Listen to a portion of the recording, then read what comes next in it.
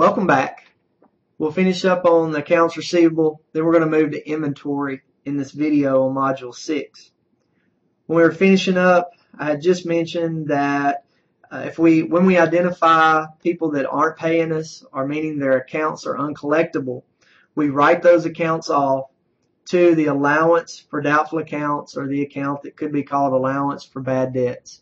And that reduces the liability, and it keeps us from having to take a charge to an expense account.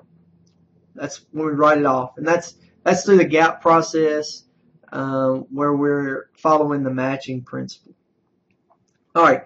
On accounts receivable, we would like for people to pay us quicker. So if we can have shorter pay times for our accounts receivable, that improves our operating asset performance. And what I'm referring to there is related to this accounts receivable turnover.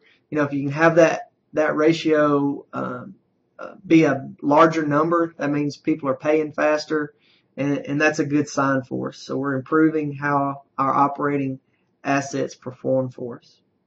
Now moving on to inventory.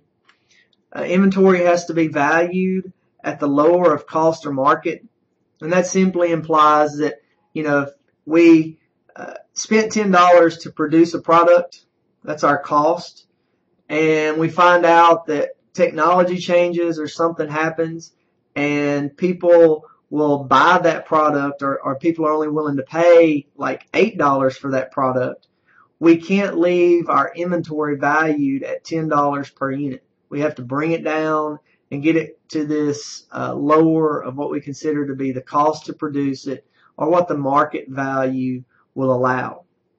Now, GAAP provides several ways. GAAP allows different ways to value inventory, and how we value inventory will have an effect on our balance sheet and the income statement. Balance sheet is affected by the inventory value itself, and the income statement is affected by the expense called cost of goods sold that relates the value of a sold product. When we sell a product, its cost becomes what's called cost of goods sold. So that expense, cost of goods sold, shows up on the income statement.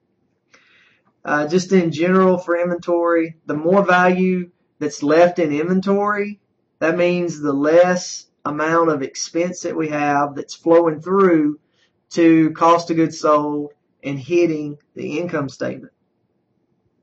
So the cost of inventory stays on the balance sheet until we actually sell the product. And when we sell that product, that amount related to the inventory moves over into cost of goods sold and hits the income statement.